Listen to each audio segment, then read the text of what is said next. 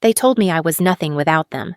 My own family, the very people I trusted most, kicked me out of the company I had built from the ground up. Their lawyer's message was simple: "You're finished." I smiled through the tears and typed back, "Understood."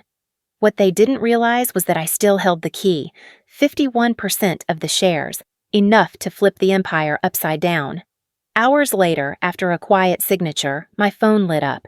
69 missed calls, panic, rage, desperation, and in that silence, I finally tasted freedom. For years, I believed my life was perfect. I was the daughter who had pulled my family's name out of obscurity and placed it on the front page of Forbes. Parker Innovations was my brainchild, a company born in a cramped garage with nothing but 2 laptops, 3 maxed-out credit cards, and sleepless nights. My family had applauded my vision then, praising my grit. They said I was the golden girl, the one destined to carry us all. And for a while, I believed them. The press called us the American Dream family. Photographs of us smiling in tailored suits graced LinkedIn feeds and glossy magazines. My mother's hand rested on my brother's shoulder, my father's arm firmly wrapped around him, while I stood at the edge of the frame, my smile a fraction too tight. Once, scrolling through one of those published spreads, I noticed something strange. My image had been ever so slightly blurred in the background, almost as if I'd been edited into the role of a supporting character. It was the first fracture in the perfect portrait. At company events, the applause never quite reached me. My brother Nathan was lauded as the visionary. My mother insisted reporters talk to him instead. I reminded myself it didn't matter who stood in the spotlight. The work mattered. The mission mattered. But each time Nathan waved off my contributions with a chuckle.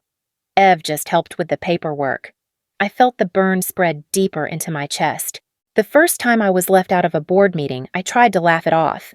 "Scheduling mix-up," my mother assured me, her tone coated with sugar. "You work so hard already, sweetheart. You deserve a break." I nodded, clinging to her words as though they were genuine care rather than calculated dismissal. Still, as I sat alone in my office, staring at the closed door where decisions were being made without me, something hollowed inside me. Then came the document. It was buried among quarterly reports, a single amendment tucked into the bylaws. The language was dense, deliberately so, but I knew enough to recognize its danger. It shifted certain voting powers away from the founder, me, toward the acting board. My hand trembled as I held the paper. The amendment bore signatures, crisp and bold. Nathan's, my father's. And at the bottom, in neat cursive that I had known since childhood, my mother's. I told myself it had to be a mistake. That night, I drove to my parents' home, the sprawling mansion that my company had paid for. They welcomed me with practiced warmth. The house smelled of rosemary chicken, the way it had when I was 10 and thought home meant safety. Over dinner, Nathan dominated the conversation, bragging about a new product line he had supposedly designed. My father beamed with pride. My mother laughed on cue. I stayed quiet, my eyes fixed on her hand as it poured wine, steady and unflinching. When dessert came, I finally asked, "Why did you sign it?" My mother froze for a fraction of a second, so slight no one else might have noticed. Then she smiled, her eyes soft, her voice dripping with affection. "Evie, you've been under so much stress. You're imagining things. No one signed anything against you. We only want to help." Gaslight! The word echoed in my mind. I wanted to scream, to throw the papers onto the table and demand answers, but the room was filled with the gentle clatter of silverware, the false warmth of family. My chest tightened as I swallowed the truth with my glass of water. That night, alone in my apartment, I pulled the document back out. I traced my mother's signature with my finger, a betrayal inked in elegant cursive. My reflection stared back at me from the darkened window, eyes hollow, mouth pressed into a thin line. For the first time, I wondered if I was losing my grip on reality, or if the reality I had clung to had never been real at all. Still, I tried to bury it. I told myself families fight, families hurt, but blood means loyalty. That mantra had carried me through years of dismissals and slights. I clung to it again, desperate to believe. but the fractures widened. At the next corporate gala, Nathan stood on stage, delivering a speech I had written word for word. The crowd roared with admiration. My father shook his hand, pride radiating from him like sunlight. My mother's eyes glistened with tears. I was seated 3 rows back, nameless in the program, invisible in the company I had built. I clapped along, my palms stinging. And as Nathan lifted his champagne glass and declared the future belonged to the Parker legacy, he didn't even glance in my direction. The applause thundered around me, drowning out the silence that roared in my chest. Later, back in my office, I stared at the photographs on the wall. Snapshots of us smiling, laughing, building something together. My vision blurred as the images melted into one another. A gallery of lies. I sank into my chair, pressing my hands over my face. I didn't want to believe it, not yet. But the truth pressed closer with every beat of my heart. And still, a part of me whispered, "Hold on. Maybe they'll remember who you are. Maybe they'll love you again." The thought lingered like a cruel lullaby, even as the shadows lengthened around me. The exclusion became routine. Meetings once scheduled with me at the head of the table now happened without notice. Entire weeks passed where decisions were made, partnerships signed, and announcements prepared. Yet I heard about them only after they were broadcast to the public. It was as though I had been ghosted inside my own company. I noticed it first in the staff corridors. Conversations cut off when I walked by. Employees avoided my gaze, shuffling papers as if suddenly busy. A few loyal colleagues lingered, but one by one they left, citing new opportunities or personal reasons. I knew better. They were being pushed out. The Parker dynasty was tightening its grip, leaving me to stand alone. Then came the leak. One night, scrolling through Twitter, I froze. Screenshots of an internal group chat were going viral. Nathan's words burned into my vision. "Ev is dead weight. She was useful once, but now she's just a liability." My heart thudded. Beneath his message, emojis of laughter from other executives I had once trusted. Thousands of strangers were now retweeting, mocking me, questioning how I had ever been considered a leader. I wanted to respond, to post my truth, but my mother called before I could. Her tone was syrupy, but her words carried steel. "Sweetheart, ignore the noise. Nathan didn't mean it. You know how things can be taken out of context." I opened my mouth to protest, to demand why my family hadn't defended me publicly, but she cut me off. "Rest. Let Nathan handle the storm. Let Nathan handle the storm he had created."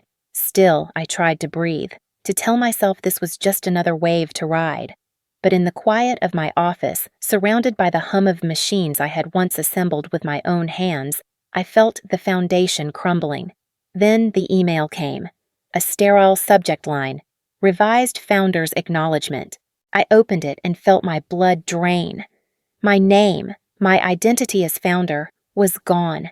Stripped away, as though I had never existed. The document listed Nathan Parker as sole founder. My father's signature stamped it, my mother's too. The room spun. I clutched the desk to steady myself. A buzzing grew in my ears, and for a moment I thought I might collapse. My hands shook so violently the mouse slipped from my grasp. I picked it up again, forced myself to scroll back and forth across the document. There it was, in black and white. My life's work rewritten, my existence erased. I couldn't keep it inside anymore. I called my mother. "Why is my name gone? Why did you sign this?" Her sigh was long, weary, practiced. "Evie, darling, you're reading too much into it. This is just paperwork, formalities. You've always been too sensitive." The gaslight flared again, bright and blinding. My voice broke. "I built this company, and we're all grateful," she said almost tenderly. "But it's time you take care of yourself. Let the family take over for a while. We're only protecting you." The word protecting struck like a blade. My protection was my erasure. Days later, the family staged a press conference. I wasn't invited. I watched the live stream from my apartment, hands trembling as Nathan stood at the podium, flanked by my parents. Cameras flashed, reporters scribbled notes.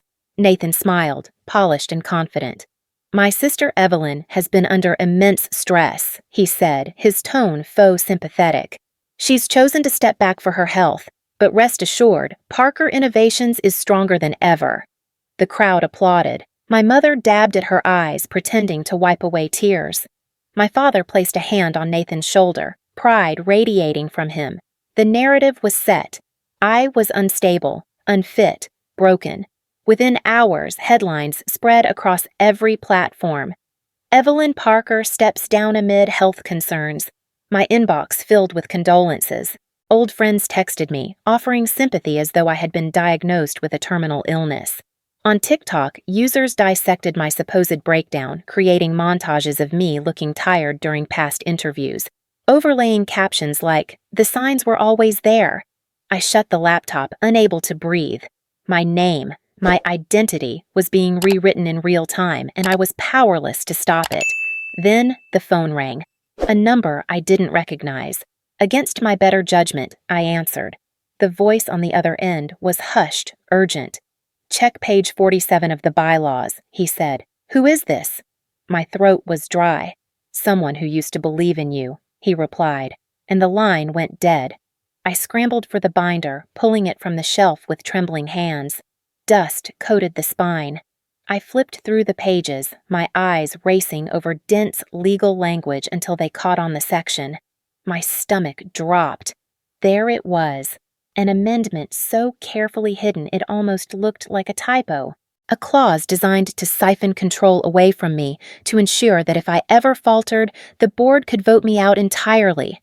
At the bottom, the signatures, Nathan's bold scrawl, my father's heavy strokes, and then hers, my mother's name, written with the same hand that had once guided mine as I learned to write my ABCs.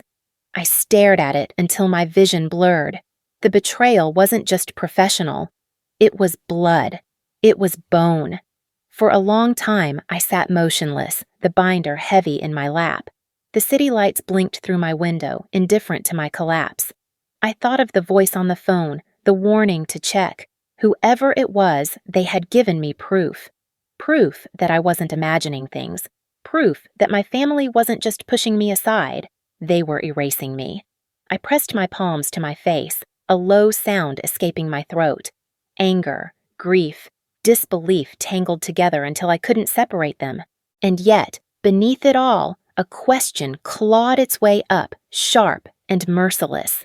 How much further are they willing to go? The message arrived like a blade through the dark.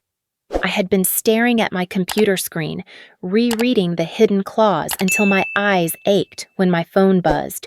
A short, precise text from my brother. "You are no longer CEO. Expect a call from our lawyer." I read it once, twice, then a third time, waiting for the words to change. They didn't. My chest tightened until it felt like the room itself was collapsing inward. I typed back one word, "Understood," and set the phone down as if it had scalded me. For hours, I sat in silence. The city outside pulsed with light and life, but I was frozen, locked inside a body that no longer felt like mine. Memories replayed in jagged fragments. The garage where Parker Innovations was born, the late nights soldering circuits, the thrill of the first prototype that actually worked. Each memory twisted now, corrupted, because every victory I had once shared with my family had been repurposed as their ammunition against me. When dawn came, I hadn't slept. My reflection in the bathroom mirror was a stranger. Hollow eyes, hair in tangles, a face older than my 36 years. I splashed water on my cheeks, but the cold didn't cut through the fog. Later that day, as if to hammer the nail deeper, the leak surfaced. A recording posted anonymously on Reddit, spreading like wildfire. I clicked play and heard the voices of my family, casual, amused, planning my removal. Nathan's laugh was the loudest. "She won't fight back. She never does." My father's voice followed, measured, pragmatic. "It has to be clean. We can't afford her emotional outbursts ruining negotiations." And then the sound I couldn't mistake, my mother's quiet agreement. "It's for the best. She was never built for this." The words carved through me sharper than any blade. Never built for this. The girl who had built everything was suddenly unworthy of it. I slammed the laptop shut, my breath ragged, my hands shaking. The betrayal wasn't just corporate. It was maternal, paternal, fraternal. It was absolute. The news broke hours later. Headlines screamed across every platform. Evelyn Parker removed as CEO of Parker Innovations. My phone buzzed nonstop, not with support, but with curiosity. Journalists, acquaintances, opportunists, each wanted a piece of my downfall. I shut it off, retreating into silence.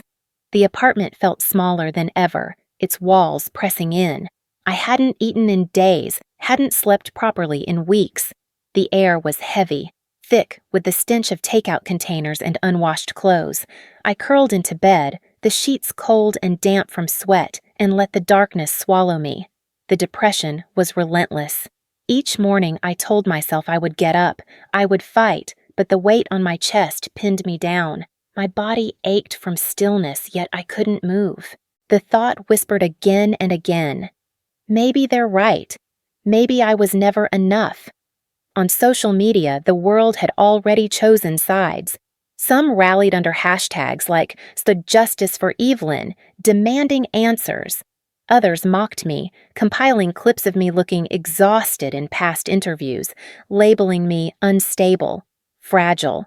Strangers dissected my life as though it were entertainment, while I lay in bed, numb. One night, unable to sleep, I sat by the window staring at the city lights. Cars rushed below, their headlights streaks of white and gold. I wondered if anyone in those cars had ever been erased by the very people meant to love them. The thought hollowed me further.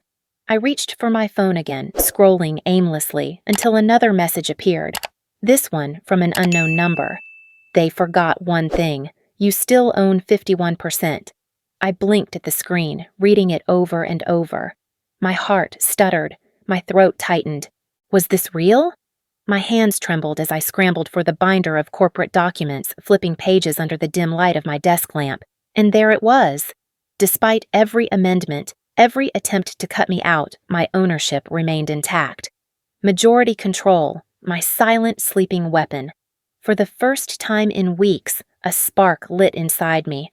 Small, fragile, but alive. I pressed my palm against the page, the paper warm beneath my hand. They thought I wouldn't fight. They thought I couldn't. But they had overlooked the simplest, most dangerous truth.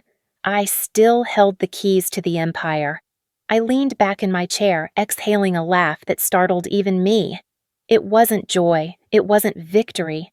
It was rage awakening, quiet and patient. And somewhere deep inside, beneath the rubble of betrayal and despair, a voice rose, steady and sure. They stole everything. But I'm still here, and they don't see me coming. The binder lay open on my desk, pages covered in the dense legal language I had once memorized line by line. My eyes traced every word again, desperate to be sure. Despite the amendments, despite the signatures forged against me, one fact remained untouched. My majority stake was intact, 51%, more than half, enough to burn the empire down or reshape it in my image. I flipped further to the clauses that had nearly destroyed me. There it was, my mother's elegant signature beneath the amendment designed to strip me of control.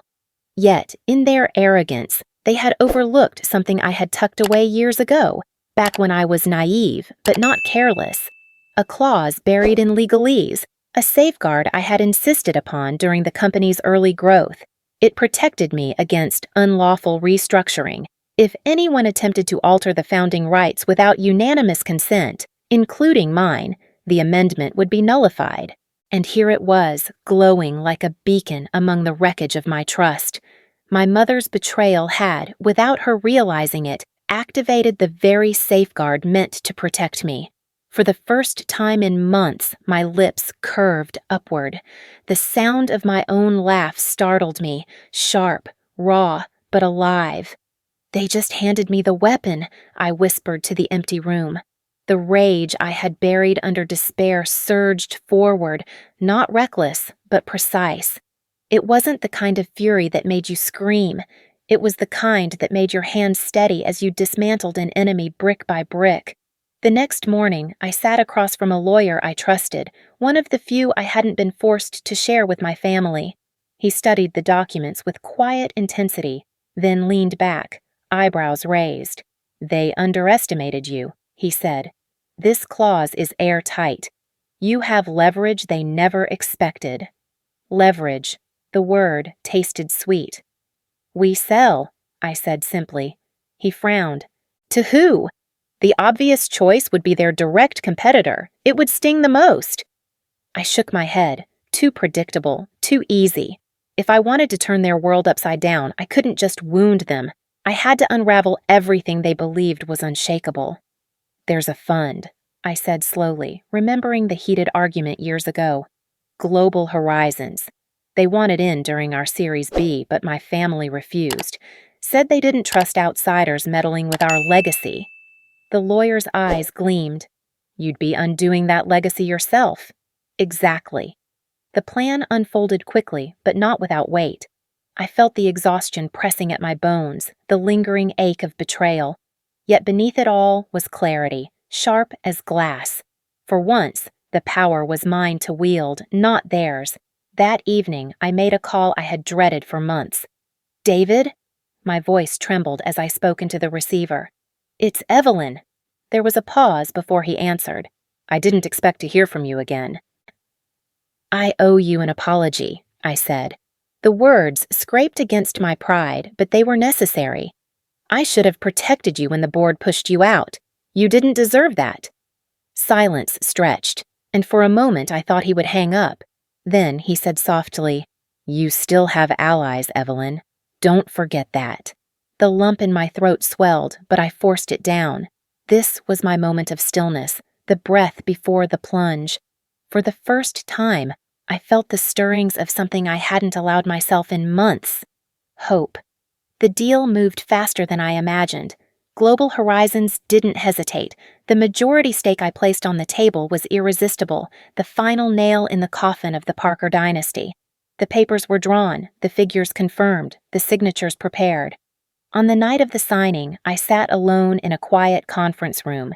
The city skyline glittered through the glass wall, indifferent and eternal. My lawyer slid the final document across the table. My name was printed at the bottom, waiting. I picked up the pen. My hand hovered for a heartbeat, and in that pause, I thought of my family. My brother's sneer, my father's silence, my mother's gentle lies. Their voices had tried to convince me I was nothing. Their actions had stripped me bare. And yet, here I was, pen in hand, ready to rewrite the ending. I pressed ink to paper, signing with a steady hand. The room was silent, but in my chest, thunder rolled. When the last stroke was finished, I set the pen down and exhaled. The contract was complete. Ownership transferred. The Parker empire no longer belonged to the bloodline that had betrayed me. Somewhere, my family was celebrating prematurely, convinced they had silenced me forever. They had no idea that by the time dawn broke, their kingdom would belong to strangers. I leaned back in my chair, heart pounding with something that felt dangerously close to triumph. The world would change after tonight, and so would I. The ink on the contract had barely dried when my phone began to buzz. At first, I ignored it, assuming it was my lawyer confirming the wire transfer. But the buzzing didn't stop. It grew louder, relentless, until it felt like the sound was vibrating inside my skull. I glanced at the screen. 10 missed calls, then 20. By the time I reached for the phone, the counter had jumped to 35. My heart lurched. The caller ID cycled between my brother, my father, my mother. Their names flashed and disappeared in rapid succession, like ghosts pounding at a locked door. By the end of the hour, the tally stood at 69. I let the phone ring until the sound faded into silence. I refused to give them the satisfaction of hearing my voice tremble. But when the first voicemail icon appeared, my curiosity betrayed me. I pressed play. "Evelyn, you don't understand what you've done." My brother's voice cracked between rage and panic. "You've destroyed everything. Answer the phone."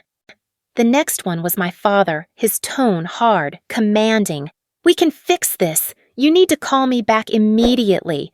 Don't make this worse than it already is." Another followed, my mother's voice trembling, dripping with false sweetness. "Evie, darling, we love you. This was a mistake. Let's talk. Just us. Please." I shut the phone off, my chest tight, but not with fear. For the first time, I felt control coursing through me, steady and undeniable. They were the ones unraveling now, and I was no longer the one begging for scraps of love. An hour later, the news broke. Global Horizons released a statement, not only confirming the purchase but announcing my new role. Evelyn Parker will remain as Special Strategic Advisor, ensuring continuity and guiding the company's next chapter. The irony hit me like a wave. The family had fought so viciously to push me out, only for the buyers to drag me right back in. This time on their terms, not mine. Within minutes, chaos erupted online. Reporters scrambled for sound bites, investors panicked, and Parker Innovation stock began to wobble. Screenshots of the press release flooded my inbox. Strangers tagged me on Twitter, hailing me as the mastermind behind a corporate coup.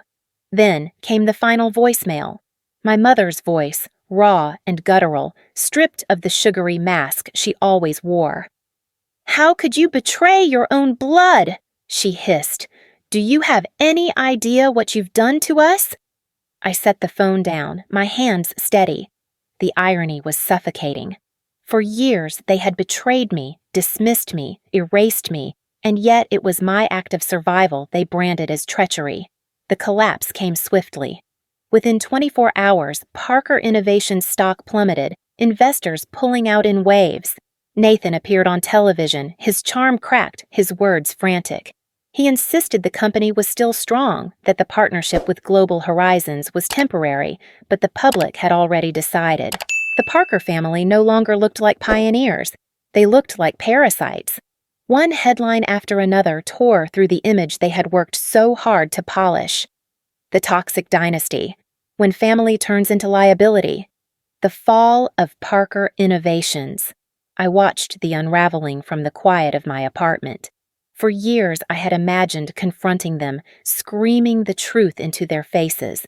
But now, watching their empire crumble under the weight of their own greed, I felt no need. Their downfall didn't require my voice. It was happening naturally, like rot spreading through wood. And yet, in the midst of the chaos, I felt something else, an unfamiliar lightness. The next morning, I walked to the park for the first time in months. The air was crisp, the sky impossibly blue. Children laughed on the swings, dogs barked at squirrels, and for a fleeting moment, the noise of betrayal and collapse faded into background static. I tilted my head back, letting the sunlight touch my skin. I realized I hadn't breathed this freely in years. Freedom, I thought, doesn't roar. Sometimes it whispers. But the peace didn't last. That evening, as I sat at my desk, my inbox pinged with a new message. The sender's name was hidden, cloaked behind an anonymous account. The subject line was a single word: truth. I hesitated, then clicked. The email was short. "You don't know the whole truth about Dad." My breath caught.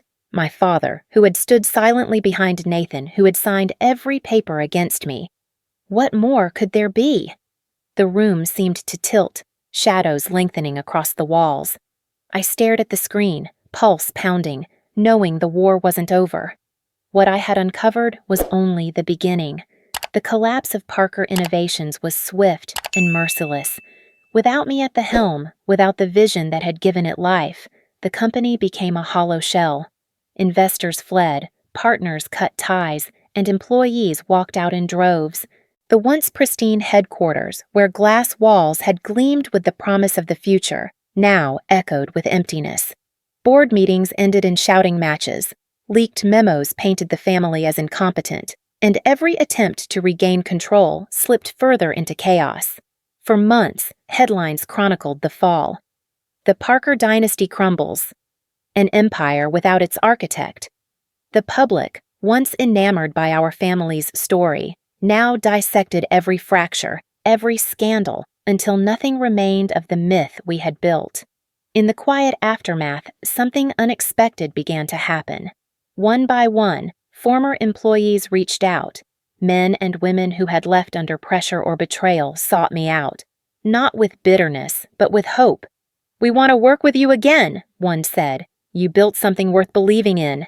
Another emailed, "If you ever start over, call me."